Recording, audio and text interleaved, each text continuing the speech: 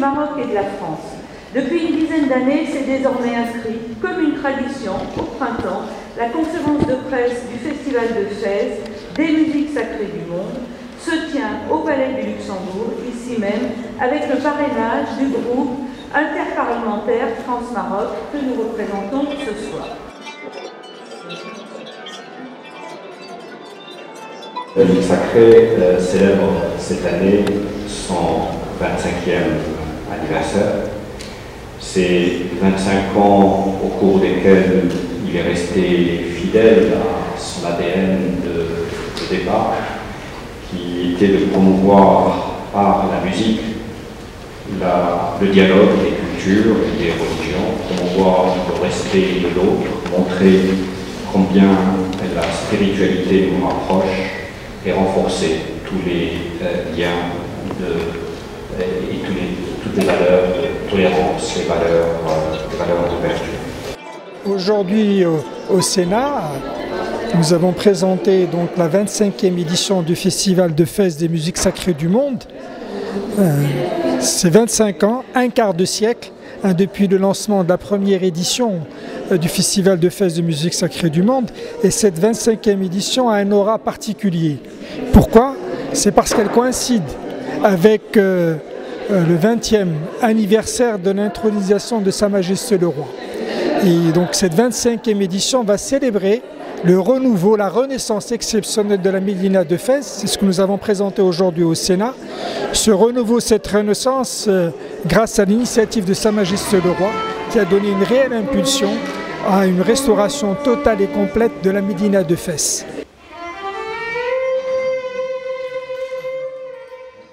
Nous sommes à la 25e édition du Festival des musiques sacrées de Fès. Et je parlais avec quelqu'un tout à l'heure qui me disait ce festival fait vraiment partie de l'histoire du Maroc. Il ne faut pas oublier qu'à l'époque, lorsque le festival est né, il y a 25 ans, c'était un moment historique parce que c'était un des premiers pays de culture arabe et musulmane qui a ouvert ces dimensions du dialogue des cultures, ce qui est très important. C'est quelque chose qui peut paraître déjà vu ou déjà banalisé par le temps, mais en fait, dans un contexte politique et historique à une certaine époque, c'était une véritable révolution. Ce festival a parcouru les années, il a essayé de montrer toute la diversité du monde sacré, du monde religieux, de la création, des musiques populaires, des musiques savantes, et il occupe une place prépondérante dans le monde arabe aujourd'hui, en grande partie aussi parce qu'il est le reflet de cette circulation qui était celle autrefois de la Médina de Fès. C'est un festival qui allie l'art, la musique et l'architecture et qui est basé sur un acquis historique. C'est ce qui lui donne cette espèce de rayonnement international.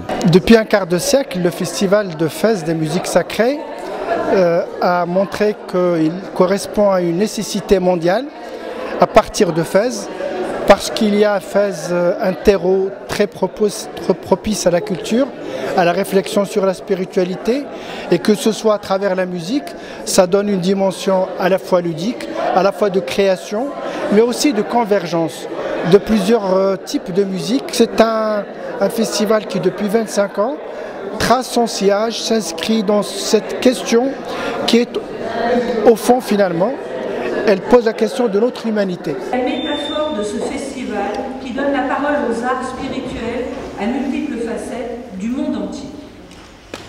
La culture et la liberté qu'elle implique sont un indicateur important du progrès de la démocratie. Nous étions dans ce déplacement, un déplacement au Maroc, à Dakhla et à Agadir, qui a pu mesurer, monsieur l'ambassadeur, l'importance du développement économique, du développement social que connaît le Maroc.